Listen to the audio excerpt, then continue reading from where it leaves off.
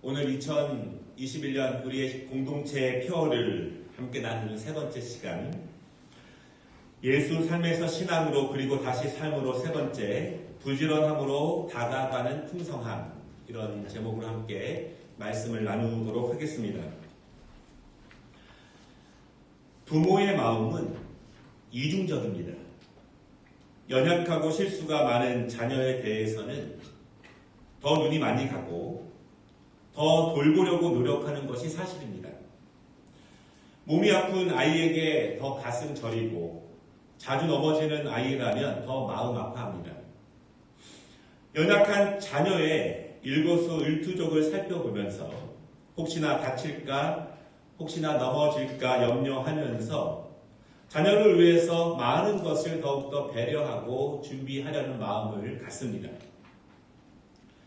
그러나 부모들이 늘 그런 것은 아닙니다. 자녀들에게 강한 훈육을 하기도 합니다. 바르게 살도록 때로는 강하게 징계를 하기도 하고 지금보다 더 열심히 무엇인가를 할 수 있도록 독려하기도 합니다. 부모의 기대에 한참 못 미칠 때 부모는 힘들어하면서도 자녀에게 강한 겉면의 말을 하기도 하고 아침이면 강하게 혼내면서도 밤이 되면 또 한없이 미안한 마음을 계속 갖는 것이 부모의 마음입니다. 열심히 하고 있는 자녀에게 더 힘내도록 말하고 성실히 자기의 일에 최선을 다하는 자녀들에게는 더 높은 목표와 더 수준 높은 것으로 성장해 가도록 강하게 가르치고 양육하기도 합니다. 부모는 그렇게 이중적입니다. 그렇지만 그 마음은 매 한 가지입니다. 모두 자녀들이 강건해지기를 원하는 마음이죠. 연약한 자녀들에게는 더 많은 사랑을 주면서 강건하기를 기대하고 잘하고 있는 자녀에게는 더 강건해질 수 있도록 독려하고 더 성장할 수 있도록 또한 검열하는 것이 사실입니다. 때로는 잘하고 있는 자녀 입장에서는 연약하고 잘 못하는 동생을 더 사랑하는 것 같은 부모를 원망할 때가 있습니다. 잘하고 있는 자신에 비해서 동생이 연약하지만 본인이 더 혼나는 것 같아서 부모에게 더 서운하기도 하고 나에게 맡겨진 책임이 더 많은 것 같아서 부모에게 원망스러운 마음이 있지만 사실은 부모의 마음은요, 모두가 강건해지기를 원하는 마음 때문에 따로 또 같이 다른 방법으로 간절한 사랑의 마음을 표현합니다. 부모의 마음은 이렇게 이중적일 때가 있어요. 하지만 한 마음입니다. 오늘 예수님의 마음도 그러합니다. 그리고 바울도 그런 예수님의 마음을 잘 알고 있습니다. 바울이 예수님의 마음을 어떻게 잘 알 수 있을까요? 예수님을 닮아가면서 예수님의 가르침대로 살아가면서 그 마음을 점점 알아갑니다. 바울은요, 예수님을 사랑하면서 닮아가고 또한 알아갑니다. 바울은 예수님의 뜻을 따라가면서 그 마음을 알아갑니다.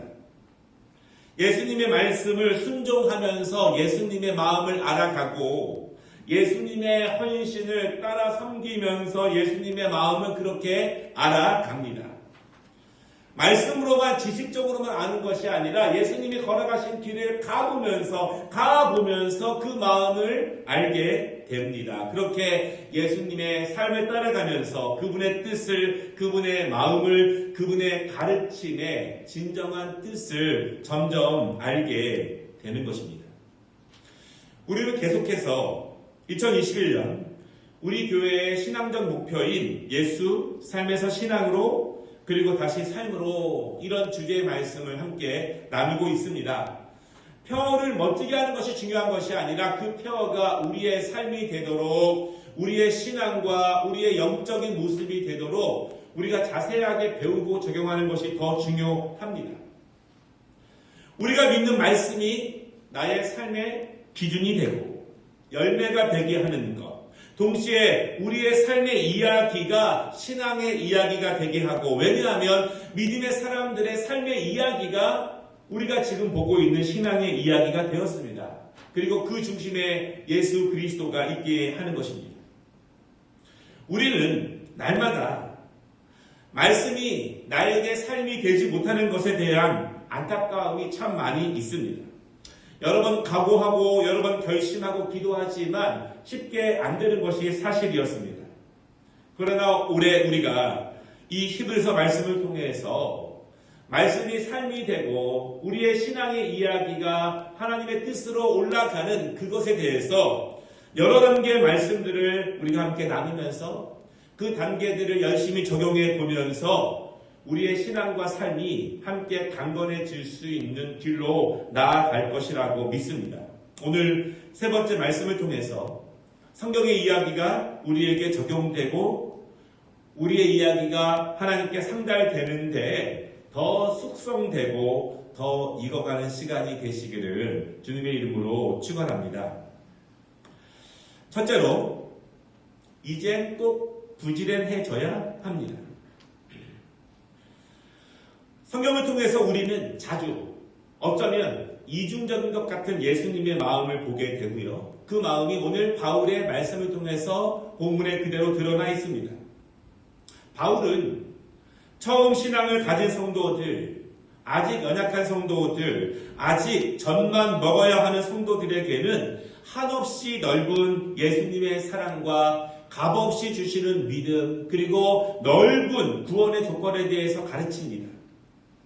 용서, 자비, 하나님의 은혜, 풍성하신 그분의 사랑, 그것을 가르칩니다. 하지만 어느 정도 성장하고 있는 성도들에게는 더 높은 곳으로 향해서 더 정진해 가기를 권면합니다. 더 높은 수준의 순종으로 나아가기를, 더 깊은 하나님의 말씀에 대한 이해로 나아가기를 바울은 그렇게 강하게 권면합니다. 우리가 지난주까지 두 번의 말씀을 함께 나눴는데요. 지난주까지의 말씀은 이 두 가지 가운데 후자에 가깝습니다. 어느 정도 잘하고 있는 성도들에 대한 더 정진을 촉구하는 말씀이 바로 바울의 말씀이었어요. 좋은 것에 머물러 있지 말고 더 높은 곳으로, 더 예수님께로, 더 성령님께로, 더 하나님 중심으로 이 땅에서 그리스도의 열매를 맺으라. 이것이 바울의 권면입니다. 근데 오늘은 좀 반대입니다. 오늘은 연약한 성도들, 아직 젖만 먹고 있는 성도들, 아직 신앙의 초보자들에게 그럼에도 불구하고 바울이 그들이 앞으로 나아가야 할, 지향해야 될, 붙잡아야 할 목표에 대해서 오늘 바울이 11절에서 이야기하고 있습니다. 오늘 11절 말씀을 보면은요, 이렇게 시작합니다. 우리가 간절히 원하는 것이 있다. 이렇게 말합니다. 간절히 원하는 우리가 누구일까요? 우리는 첫째로 삼위일체 하나님의 마음이에요. 바울은 하나님을, 예수님을 알아가고 닮아가면서 그분의 뜻을 전합니다. 하나님께서는 간절하게 원하시는 것이 있는데 그것이 오늘 바울이 11절에서 말하고 있는 내용입니다. 또한 간절히 원하는 우리는 예수님을 깊게 닮아가고 있는 믿음의 선배들이에요. 장로님들이, 권사님들이 믿음의 후배들에게 전하고 있는 그 이야기, 간절하게 권면하고 있는 그런 말씀, 그것이 오늘 믿음의 선배들이, 바울이 믿음의 후배들에게 전하는 간절한 그것입니다. 예수님을 닮아가면서 더 좋은 것으로 속해 나아가면서 구원의 일을 하면서 깊은 은혜를 경험하면서 성령님과 동행하는 더 큰 충만한 은혜를 누리면서 그런 삶을 믿음의 후배들에게 소개하는 것입니다. 그것이 하나님 아버지의 마음이기 때문에, 그것이 예수님께서 우리에게 보이신 본이기 때문에, 그것이 성령님께서 우리에게 인도하시는 길이기 때문에 하나님의 마음을 받아 믿음의 선배들이, 바울이 믿음의 후배들에게 여전히 연약한 초보의 길을 걷고 있는 그들에게 간절함으로 전하고 있는 말씀이에요. 바울이 말하고 믿음의 선배들이 말하고 있는 간절함, 그 내용이 무엇일까요? 그것은 각 사람이 동일한 부지런함을 나타내는 것입니다. 그래서 소망의 풍성함으로 함께 나아가는 것입니다. 오늘 11절 말씀을 자세히 보면 소망의 풍성함을 누리는 것, 그것은 부지런해지는 것과 아주 밀접하게 관계가 되어 있다는 것을 보게 됩니다. 소망의 풍성함, 거의 대부분의 신앙인들이 꿈꾸는 것입니다. 하늘로부터 내려오는 풍성한 삶입니다. 하나님이 우리에게 주시기를 원하는 것, 그 풍성함, 그것이 소망의 풍성함입니다. 믿음의 강건함을 경험한다는 것은 소망의 풍성함을 누리는 것일 것입니다. 그것에 대해서 바울은 부지런해지기를 오늘 권면하고 있습니다. 왜 부지런해져야 할까요? 바울이 신앙적, 영적 부지런함에 대해서 강조하는 이유가 있어요. 우리는요, 부지런한다는 것과 영적으로 성숙해진다는 것, 게으르다는 것과 영적인 퇴보한다는 것에 대한 관계를 다시 한번 생각해 볼 필요가 있습니다. 바울이요, 히브리서 5장 11절에서 이렇게 말하는데, 멜기세덱에 관하여는 우리가 할 말이 많으나 너희가 듣는 것이 둔함으로 설명하기 어려우니라. 무슨 말인가요? 바울이 멜기세덱에 대해서 설명할 것이 꼭 필요한데 아직 그것을 이해할 만큼의 영적인 준비, 성경에 대한 이해의 준비가 되지 않았다는 것입니다. 왜냐하면 그들은 배우는데 너무 느리기 때문이다. 이런 의미예요. 하고 싶은 말이 있지만 이것이 필수적인 것이지만 그것을 배우기에 여전히 부족하다는 것입니다. 왜냐하면 배우는데 너무 느리기 때문이다. 5장 11절에 있는 듣는 것이 둔하다. 여러분, 이것의 원어적인 의미는요, 배우는데 게으르다, 이런 의미입니다. 멜기세덱에 대해서 중요한 진리를 너희가 꼭 알아야 하는데 너희가 이해할 수 없다. 왜냐하면 배우는데 게으르기 때문이다. 예수님께서 특별한 가르침을 주실 때 이런 말씀을 자주 하셨습니다. 귀 있는 자는 들을지어다. 무슨 말씀일까요? 잘 듣지 못하고 잘 이해하지 못하는 사람들이 많다는 것입니다. 귀는 있지만 들은 것을 이해하지 못한다는 뜻이고, 들었지만 들은 것을 온전하게 받아들이지 못한다는 뜻입니다. 들었지만 온전하게 받아들이지 못했기에, 온전하게 믿지 못하기에, 온전한 순종으로 나아가지 못하기에 그것을, 진리를 그 마음 가운데 풍성함으로 누리지 못하다는 뜻입니다.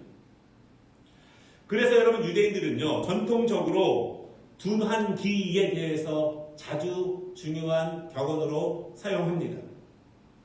그리고 그들이 말하기를 둔한 귀는 게으르기 때문에 계속 둔해진다. 하나님의 말씀에 대해서 둔한 귀를 갖게 되면 게으르기 때문에, 부지런한 것이 아니라 둔한 귀는 게으르기 때문에 계속 더 둔해진다. 이렇게 말합니다. 그것은 하나님의 풍성함으로부터 점점 멀어질 수밖에 없는 거예요. 이 둔한 귀에 대한 격언을 하나님 말씀을 배우기에 게으른 자녀들과 성도들을 독려하는 말씀으로 계속 사용하고 있습니다. 또한 아주 오래전부터 기독교 역사에서 영적 게으름을 경계하는 가르침들이 굉장히 많이 있었는데요. 초대교회 때부터 중요한 가르침인 죽음에 이르는 7가지 대죄, 7가지 대죄가 있어요. 그것을 붙잡지 못하면 죽음에 이른다, 영적 죽음에 이른다, 그런 뜻인데 그 중에 중요한 것 하나가 게으름, 혹은 다른 말로 나태, 이렇게 부르는 것입니다. 육적인 게으름도 죽여야 하는 거겠지만 영적인 게으름, 그것은 반드시 제거해야 하는 큰 해악으로 초대교회 성도들은 여겼습니다. 배우기를 소홀히 하는 것, 나중에 해도 된다고 말하는 것, 육신이 편해지기 위해서 하나님의 말씀을 받아들이고 배우는데, 순종하는데 더욱더 놓아버리는 그 나태한 습관들, 그것은 결국 그 사람의 영적인 건강을 퇴보시키고 그것은 하나님의 시선 밖으로 나가는 행위이다. 그렇게 초대교회 성도들은 믿고 있었습니다. 영적 게으름을 신앙 공동체에서 경계해야 될 이유가 하나 더 있어요. 초대교회 성도들은요, 이 영적 게으름은 다른 사람에게 감염시키는 중요한 죄의 열매로 보았습니다. 그래서 신앙 공동체에서 가장 없애야 하는 것, 그것은 영적 게으름. 왜냐하면 영적 게으름은 현상 유지는커녕 도리어 퇴보시키고 나락으로 떨어뜨리는 사탄의 강력한 유혹으로 믿었습니다. 그래서 초대교회 성도들은 부지런하지 않는 게으른 것이 얼마나 그 사람의 영혼과 풍성한 삶을 갉아먹는가 중요하게 그것을 경계했어요. 바울은요, 예수님의 마음으로 오늘 본문에서 간절하게 권면합니다. 게으르지 마십시오. 믿음의 선배들처럼 예수님의 말씀을 배우기에 부지런하며 순종하는데 부지런하며 더 좋은 구원의 것에 속하기 위해서 더욱더 부지런하십시오. 왜냐하면 게으르게 되면 부지런해지지 않으면 11절 말씀처럼 소망이 이루어지는 풍성함에 도달하지 못하기 때문입니다. 바울은 말합니다. 소망이 이루어지는 풍성함, 대부분의 그리스도인들이 원하는 하늘의 풍성함, 그것은 계속 부지런함을 추구하는 사람들, 부지런함으로 열심히 배우는 자들, 열심히 받아들이는 자들, 계속 부지런함으로 성실히 순종하는 자들, 최선을 다해서 더 좋은 곳에 속하고자 분투하는 사람들, 그들이 소망의 풍성함을 소유하게 됩니다. 이것이 믿음의 선배들의 간절한 권면입니다. 우리가 부지런해져야 하는 이유가 또 있습니다. 게으르지 말아야 하는 더 중요한 이유가 있습니다. 예수님께서 달란트 비유를 통해서 아무것도 하지 않은 한 달란트 받은 자에게 이렇게 말씀하셨습니다. 그에게서 한 달란트를 빼앗아 10달란트 가진 자에게 주라. 무릇 있는 자는 받아 풍족하게 되고 없는 자는 그 있는 것까지 빼앗기리라. 이 무익한 종을 바깥 어두운 데로 내쫓으라. 거기서 슬피 울며 이를 갈리라. 우리가 선한 열매, 아름다운 열매를 맺기 위해서 더 부지런해져야 하는 이유는, 게으르지 말아야 하는 이유는 풍성함을 얻지 못하는 것, 그것이 끝이 아니라는 것입니다. 심판이 있다는 것입니다. 저주를 받기 때문에 내쫓기기 때문에 우리는 영적 게으름을 경계하고 부지런함으로 우리의 영육간의 강건함을 함께 도모해 나아가는 것입니다. 그것이 예수님께서 그리고 바울이 그리고 믿음의 선배들이 우리 모든 신앙의 후배들에게 더 강건해지기를 권면하는 말씀입니다. 바라기는 우리가 2021년 삶이 신앙이 되고 신앙이 삶이 되는 일에 더욱더 부지런해지시기를 주님의 이름으로 축복합니다. 두 번째 말씀은요. 부지런함은 소망의 풍성함으로 인도합니다. 하나님께서 간절히 원하시는 것, 바울과 믿음의 선배들이 간절히 원하는 두 번째 것은 함께 부지런해지는 것입니다. 그리고 함께 소망의 풍성함을 누리는 것입니다. 다시 말씀드리지만 소망은 키워가는 것입니다. 부지런히 소망을 키워가면 풍성함으로 나아가게 됩니다. 풍성해진 소망은 현실이 됩니다. 하나님의 약속을 붙잡았던 그 작은 소망이 나의 삶에서 이루어지는 날까지 이르게 됩니다. 부지런히 소망을 키우지 못하면, 게으르다면 그 소망은 죽어버립니다. 말씀을 통해서 내가 약속을 받고 소망을 붙잡아도 게으르다면 그 소망은 죽어버립니다. 부지런한 기도와 말씀과 섬김, 그것은 소망을 계속 키워 나아가지만 게으른 기도와 말씀과 섬김은 소망을 계속 시들게 합니다. 사탄은 영적 게으름을 조장해요. 그래서 우리가 풍성함으로 가까이 가는 것을 길을 쓰고 막게 됩니다. 하나님의 말씀의 씨앗이 밭에 떨어졌지만 수많은 것들이 그 좋은 씨앗, 마음에 떨어진 좋은 씨앗들이 싹을 내고 줄기를 내고 위로 올라오기를 얼마나 많이 방해합니까? 많은 이유와 명분을 가지고 소망의 싹들이 자라지 않기를 사탄은 막게 됩니다.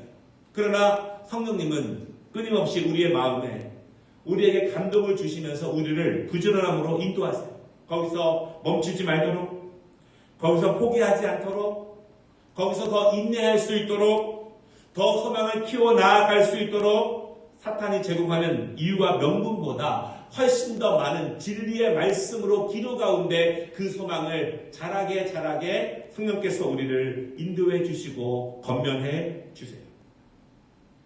사탄이 멈추게 하는 수많은 이유와 명분을 무엇으로 막을 수 있겠습니까? 기도와 말씀으로 막는 거예요. 더 부지런히 말씀을 배우면서, 말씀을 묵상하면서 사탄이 주는 이유와 명분보다 더 풍성한 하나님의 말씀으로 우리는 그것들을 이기고 소망을 더욱더 크게 키워갈 수 있습니다. 한국 분들은 잘 이해하지 못할 수 있지만 미국에서 가장 인기 있는 스포츠는 미식 축구라고 생각해요. NFL 이렇게 알려진 스포츠입니다. 1년에 많은 경기가 치러지지 않습니다. 한 14주, 15주 동안 팀당 일주일에 한 경기밖에 안 해요. 그렇지만 평균적으로 가장 많은 돈이 지불되는 그런 경기입니다. 굉장히 전략적이고 굉장히 원초적이고 한 경기에 4, 50명 이상의 선수들이 직접 뛰게 됩니다. 아주 강한 남자들의 스포츠예요. 그 NFL의 우승컵, 슈퍼볼의 우승컵을 빈스 롬바디컵 그렇게 불렀었습니다.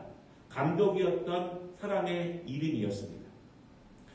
빈스 롬바디 감독은요, 1958년 승률 10% 이하였던 그린베이 패커스의 감독이 됩니다. 만년 꼴찌팀을 맡아서 1년 만에 승률이 60%로 올랐습니다. 그 여세를 몰아서 1967년에 최초의 슈퍼볼 우승을 했고 2년 연속의 우승을 일궈냅니다. 그리고 총 6번 결승에 나가서 5번 우승을 하게 돼요. 어떻게 갑자기 만년의 꼴찌팀이 강한 팀이 될 수 있을까요? 빈스 롬바디 감독의 수많은 가르침들은 지금도 굉장히 유명한 말씀들이에요. 그러나 그가 처음 팀을 맡았을 때 선수들에게 가장 강조한 말은 이것입니다. 상대방이 우리를 향해 돌진할 때 그의 힘과 파워에 눌려 두려워서 내가 온 힘으로 막지 않으면, 내가 힘을 덜 쓰게 되면, 내가 완전한 힘으로 내 자리를 지키지 않으면, 내가 두려워서 조금만 피하게 되면 내 뒤에 있는 동료는 더 많은 힘을 받아야 합니다. 그리고 그 뒤에 있는 동료는 더 많은 부상을 입을지도 모릅니다. 자기의 자리에서 최선을 다하여 온 힘을 다하여 그 자리를 지키십시오. 그 자리를 빼앗기지 않도록, 적이 내 자리를 차지하지 않도록 온몸으로 막으십시오. 이렇게 권면합니다. 이 메시지가 선수들의 마음을 움직여요. 그리고 그 수많은 선수들이 자기의 자리에서 온몸으로 상대방을 막아냅니다. 온몸으로 내 자리를 지킵니다. 빼앗기지 않도록, 침탈당하지 않도록 온 힘으로 그 자리를 지킵니다. 그렇게 모든 선수들이 온몸으로 막아내면서 결국 승리할 수 있었습니다.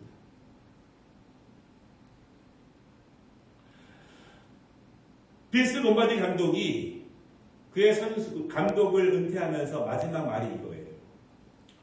도중 하차를 배우게 되면 습관이 된다. 결코 이기지 못한다. 도중에 하차할 수 있는 얼마나 많은 명분들과 이유가 있겠습니까? 그러나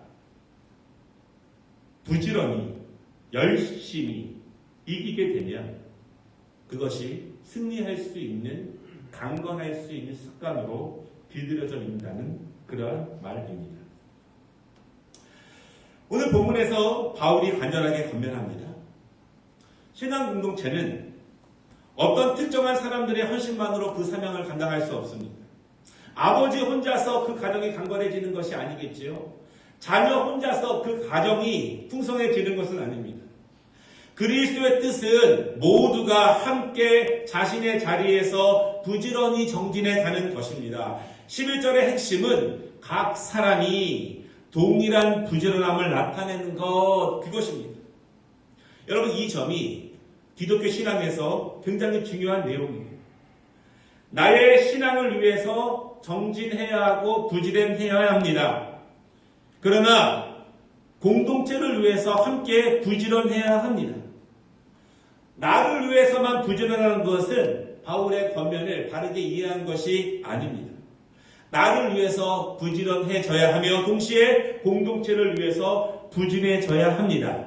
우리 모두가 개인으로서 그리고 함께 부지런하게 정진할 때 공동체가 풍성해지며 하나님의 교회가 강건해지며 하나님의 나라가 풍성하게 되는 것입니다. 말씀을 마치겠습니다. 오늘 11절의 마지막 말씀은요, 끝까지 소망의 풍성함에 이르러, 이렇게 마무리합니다. 한국말로는 조금 애매한데 정확한 의미는요, full assurance of hope, 이런 것인데 다 명사예요. 완전하게 온전하게 확신된 소망, 그런 뜻입니다. 거기까지 이르는 것입니다. 어떤 의미입니까? 믿음을 가질 때 소망의 씨가 뿌려집니다. 그 소망은 기도와 말씀을 통해서 계속 자라갑니다. 기도로 하나님의 뜻을 알아가고 말씀을 통해서 숨겨진 진리를 계속 배워가며 그것을 붙잡게 합니다. 기도와 말씀으로 배워가고 순종으로 점점 커지는 소망은 어느 순간 완전하게 팽창하게 됩니다. 온전해집니다. 그때 그 소망이 이루어집니다.